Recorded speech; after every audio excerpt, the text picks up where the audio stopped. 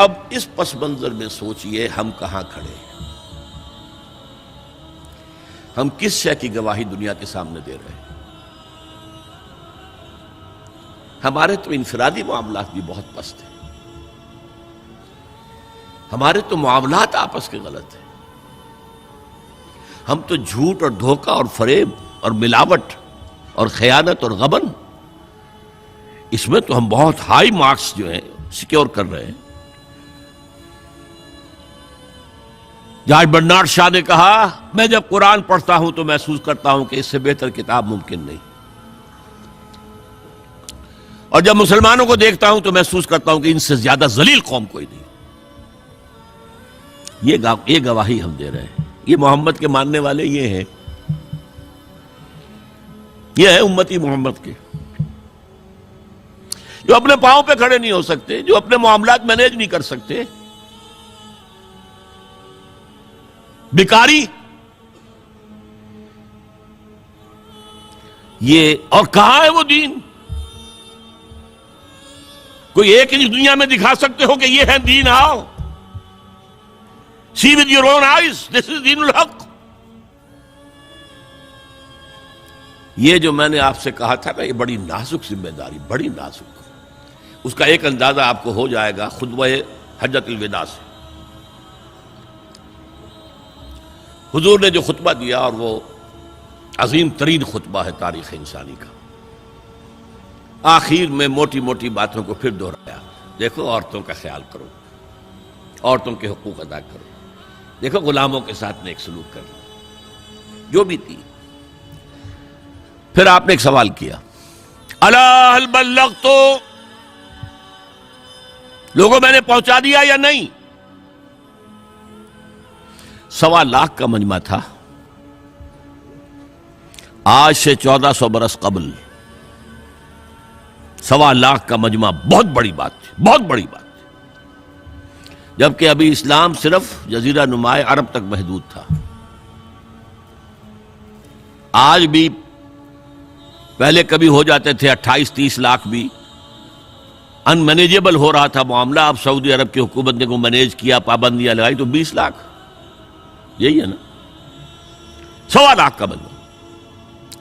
اور اس کا نقشہ میں دکھا دوں، ایک ایک حرف آپ 3 مرتبہ کہہ رہے تھے۔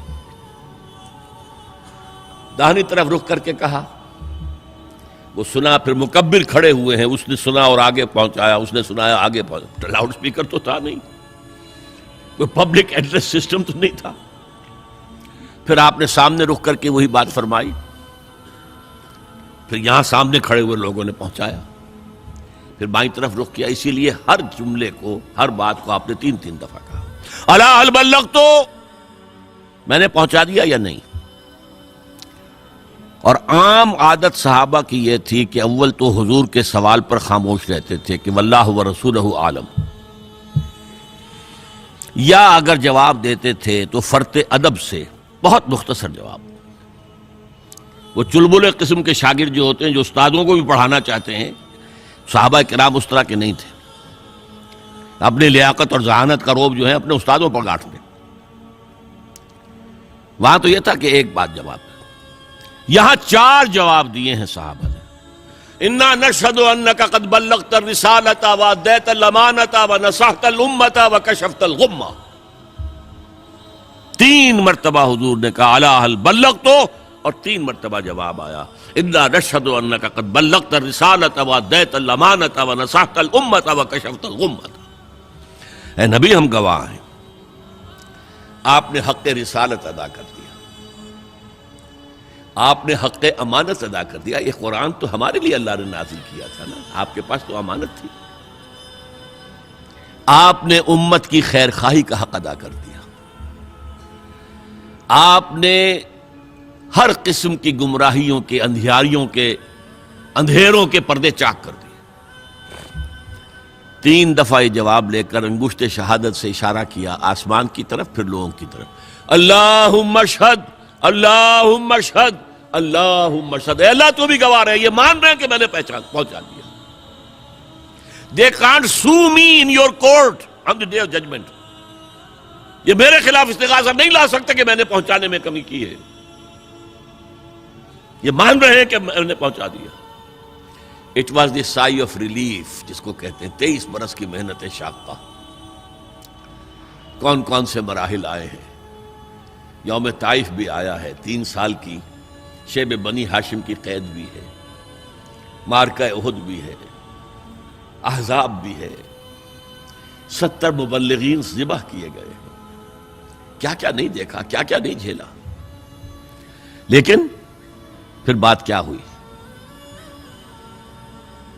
اب آپ نے آخری بات اللہم اشہد اللہم اشہد اللہ، اور اس کے بعد فَلْيُبَلِّغِ الشَّاهِدُ الْغَائِبَ.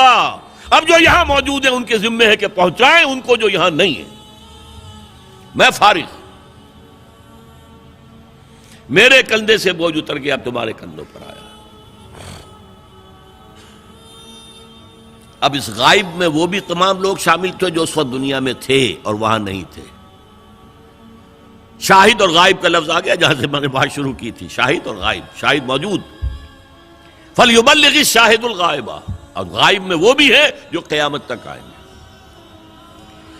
یہ ہے اس امت کا فرض منصبی، اور اگر آپ سمجھیں یہ ہے اس امت کا